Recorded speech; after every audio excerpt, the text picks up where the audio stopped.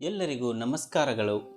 ದೇವರ ಪ್ರಸಾದಗಳು ಎಂಬ ವಿಚಾರವನ್ನು ಇಟ್ಟುಕೊಂಡು ದೇವರ ಪ್ರಸಾದಗಳಲ್ಲಿ ಬರುವ ಹಲವು ಥರದ ಪ್ರಸಾದಗಳ ಕುರಿತಾಗಿ ಇನ್ನು ಮುಂದೆ ವಿಡಿಯೋಗಳನ್ನು ಮಾಡುತ್ತೇನೆ. ಇದರ ಉದ್ದೇಶ ಏನೆಂದರೆ ದೇವರ ಪ್ರಸಾದಗಳ ಬಗ್ಗೆ ತಿಳಿಸಿಕೊಡಬೇಕು ಎಂಬ ಉದ್ದೇಶದಿಂದ. ಅದಕ್ಕಾಗಿ ನಿಮ್ಮೆಲ್ಲರ ಪ್ರೋತ್ಸಾಹ ಹೀಗೆ ಇರಲಿ. ಅದರ ಜೊತೆಗೆ ನಿಮ್ಮೆಲ್ಲರ ಲೈಕ್, ಕಾಮೆಂಟ್ಸ್ ಹಾಗೂ ಶೇರ್ ನನಗೆ ಹೆಚ್ಚು ವಿಡಿಯೋಗಳನ್ನು ಮಾಡಲು ಪ್ರೇರಣೆಯಾಗುತ್ತದೆ ಅಂತ ಹೇಳುತ್ತಾ ಮುಂದಿನ ವಿಷಯ ನೋಡೋಣ ಬನ್ನಿ. ದೇವರ ಪೂಜೆ ಪಾರಾಯಣಗಳನ್ನು ಶಾಸ್ತ್ರೋಕ್ತವಾಗಿ ಮಾಡುವುದು ಈಗಿನ ದಿನಗಳಲ್ಲಿ ಬಹಳ ಕಷ್ಟ. ಅದೇ ರೀತಿ ಪರಮಾತ್ಮನ ಪೂಜೆಯ ಶಾಸ್ತ್ರೋಕ್ತವಾದ ಪ್ರಸಾದಗಳು ಸಿಗುವುದು ಅಷ್ಟೇ ಕಷ್ಟವಾಗುತ್ತಿದೆ. ನಾವು ಯಾವುದೇ ಮನೆಯ ಶುಭ ಸಮಾರಂಭಕ್ಕೆ ಹೋದಾಗ ಕಾರ್ಯಕ್ರಮಕ್ಕೆ ಬಂದವರು ಅಡುಗೆ ಏನು ಮಾಡಿಸಿದ್ದೀರಿ ಎಂದು ಕೇಳುವುದು ವಾಡಿಕೆ. ಅದೇ ರೀತಿ ದೇವಾಲಯಕ್ಕೆ ಹೋಗಿ ದೇವರ ಪೂಜೆ ಮಾಡಿಸಿದರೆ ಏನು ಪ್ರಸಾದ ಕೊಡುತ್ತಾರೆ ಎಂದು ಕೇಳುತ್ತೇವೆ. ಕೆಲವು ದೇವಾಲಯಗಳು ಪ್ರಸಾದಕ್ಕೆ ಹೆಸರುವಾಸಿಯಾಗಿವೆ. ಅದಕ್ಕಾಗಿ ಪ್ರಸಾದ ಎಂದರೇನು, ಎಷ್ಟು ತರಹ ಇದೆ, ಯಾವ ಪ್ರಸಾದವನ್ನು ಯಾವ ರೀತಿ ಉಪಯೋಗಿಸಬೇಕು, ಯಾವ ರೀತಿ ಉಪಯೋಗಿಸಿದರೆ ಪ್ರಸಾದ ಫಲ ಸಿಗುತ್ತದೆ, ಯಾವ ಪ್ರಸಾದದಿಂದ ಯಾವ ಕಾಯಿಲೆಗಳು ವಾಸಿಯಾಗುತ್ತವೆ, ಯಾವ ನೈವೇದ್ಯ ಮಾಡಿದರೆ ಯಾವ ದೋಷಗಳು ನಿವಾರಣೆಯಾಗುತ್ತವೆ, ಯಾವ ನೈವೇದ್ಯದಿಂದ ಗ್ರಹ ದೋಷಗಳು, ಕ್ರೂರ ನಕ್ಷತ್ರಗಳು, ಕ್ರೂರ ದೋಷಗಳು ನಿವಾರಣೆಯಾಗುತ್ತವೆ, ಪುಣ್ಯಕ್ಷೇತ್ರಗಳ ಪ್ರಸಾದದ ವಿಶೇಷ, ಅಪರೂಪ ಪ್ರಸಾದಗಳ ಉಪಯೋಗ, ವಿಚಿತ್ರ ಪ್ರಸಾದಗಳ ಉಪಯೋಗ ಹಾಗೂ ಪರಿಣಾಮಗಳು, ಪ್ರಸಾದಗಳಲ್ಲಿ ಯಾರಲ್ಲಿ ಹೇಗೆ ಪಡೆಯಬೇಕು, ಇವೇ ಮುಂತಾದ ವಿಷಯಗಳನ್ನು ತಿಳಿಸಿಕೊಡುತ್ತೇನೆ.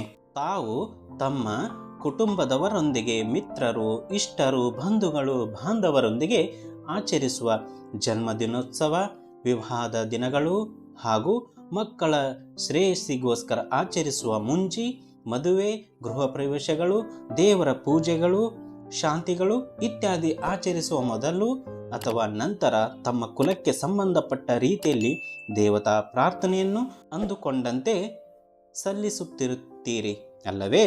ಇದು ಲೋಕರೂಢಿ ಕೂಡ. ಪ್ರಾರ್ಥನೆಗಳಲ್ಲಿ ಹಲವಾರು ತರಹ ಇರುತ್ತವೆ. ಮುಖ್ಯವಾಗಿ 2 ತರಹವಿರುತ್ತದೆ. ಒಂದನೇದ್ದು ಮನೆಯಲ್ಲಿ ಇರುವ ದೇವರಿಗೆ ಪೂಜೆ, ಎರಡನೆಯದ್ದು ದೇವಸ್ಥಾನದಲ್ಲಿರುವ ದೇವರಿಗೆ ಪೂಜೆ. ಅದರಲ್ಲಿ ಮೊದಲನೆಯದಾಗಿ ನೋಡುವುದಾದರೆ ಮನೆಯಲ್ಲಿ ಇರುವ ದೇವರಿಗೆ ದೇವತಾ ಕಾರ್ಯವೆಂದು ಕರೆಯುತ್ತಾರೆ.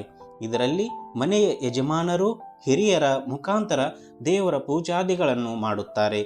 ಎರಡನೆಯದಾಗಿ ದೇವಸ್ಥಾನದ ದೇವರಿಗೆ ತಮ್ಮ ಕುಟುಂಬದ ಇಷ್ಟರು ಹಾಗೂ ಮಿತ್ರರ ಸಮೇತ ದೈವ ಸನ್ನಿಧಾನದಲ್ಲಿ ಸಾಮೂಹಿಕ ಪೂಜೆಯನ್ನು ನಡೆಸಿ ದೇವರ ಅನುಗ್ರಹಕ್ಕೆ ಪಾತ್ರರಾಗುತ್ತೀರಿ. ತಾವು ದೇವಾಲಯದಲ್ಲಿರುವ ದೇವರಿಗೆ ಪೂಜಾದಿಗಳನ್ನು ಸಲ್ಲಿಸಿದ ಮೇಲೆ ದೇವಾಲಯದ ಅರ್ಚಕರು, ಪೂಜಾರಿಗಳು, ಸೇವಾಕರ್ತರಿಗೆ ದೇವರ ಪ್ರಸಾದದ ರೂಪದಲ್ಲಿ ಅರ್ಚನೆ ಮಾಡಿದ ಕುಂಕುಮವನ್ನು ಕೊಡುತ್ತಾರೆ.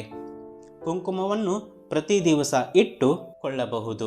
ಆದರೆ ಶಿವನ ದೇವಾಲಯದಲ್ಲಿ ಕೊಡುವ ಬಿಲ್ವಪತ್ರೆಯ ಪ್ರಸಾದವನ್ನು ಪ್ರತಿದಿನವೂ ಉಪಯೋಗಿಸೋದಕ್ಕೆ ಆಗುವುದಿಲ್ಲ, ಮುಡಿಯುವ ಹಾಗೂ ಇಲ್ಲ.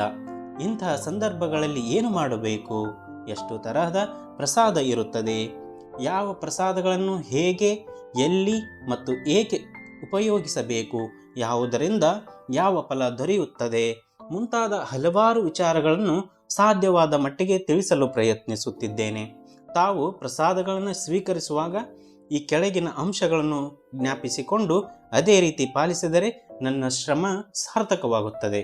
ಪ್ರಸಾದಗಳಲ್ಲಿ ಹಲವಾರು ತರಹ ಇವೆ. ಅವುಗಳಲ್ಲಿ ಒಂದನೇದು ತೀರ್ಥ ಪ್ರಸಾದ, ಎರಡನೆಯದ್ದು ಭಕ್ಷ್ಯ ಪ್ರಸಾದ, ಮೂರನೆಯದ್ದು ತಿಲಕ ಪ್ರಸಾದ, ನಾಲ್ಕನೆಯದ್ದು ಪತ್ರ ಪ್ರಸಾದ, ಐದನೆಯದ್ದು ಪುಷ್ಪ ಪ್ರಸಾದ, ಆರನೆಯದ್ದು ಫಲಪ್ರಸಾದ, ಏಳನೆಯದ್ದು ಅನ್ನಪ್ರಸಾದ, ಎಂಟನೆಯದ್ದು ರಕ್ಷಾ ಪ್ರಸಾದ, ಒಂಬತ್ತನೆಯದ್ದು ವಸ್ತ್ರ ಪ್ರಸಾದ, ಆರನೆಯದ್ದು ಆಭರಣ ಪ್ರಸಾದ, 11ನೆಯದ್ದು ಗಂಧ ಪ್ರಸಾದ, 12ನೆಯದ್ದು ಅಕ್ಷತಾ ಪ್ರಸಾದ, 13ನೆಯದ್ದು ಪರ್ಣ ಪ್ರಸಾದ, 14ನೆಯದ್ದು ಲೇಪನ ಪ್ರಸಾದ, 15 ಮಾದಕ ಪ್ರಸಾದ, 16 ಮೃತಕ ಪ್ರಸಾದ, 17 ನೇತ್ರ ಪ್ರಸಾದ ಮತ್ತು 18ನೆಯದ್ದು ಮಾಂಸ ಪ್ರಸಾದ. ಹೀಗೆ ಇಲ್ಲಿ ಬರ್ತಕ್ಕಂಥ 18 ಪ್ರಸಾದಗಳ ವಿಧಗಳನ್ನು ಕುರಿತಾಗಿ ಇನ್ನು ಮುಂದೆ ಒಂದೊಂದು ವಿಡಿಯೋಗಳನ್ನು ನಿಮ್ಮ ಮುಂದೆ ತಂದು ಇಡುತ್ತೇನೆ. ಅದಕ್ಕೆ ನಿಮ್ಮೆಲ್ಲರ ಸಹಾಯ ಸಹಕಾರ ಪ್ರೋತ್ಸಾಹ ಹೀಗೆ ಇರಲಿ ಅಂತ ಹೇಳುತ್ತಾ ಇನ್ನು ಮುಂದಿನ ವಿಡಿಯೋಗಳಲ್ಲಿ ಸಿಗೋಣ ಎಂದು ಹೇಳಿ ಇಲ್ಲಿಗೆ ಈ ವಿಡಿಯೋವನ್ನು ಎಂಡ್ ಮಾಡ್ತಾ ಇದ್ದೀನಿ. ಧನ್ಯವಾದಗಳು.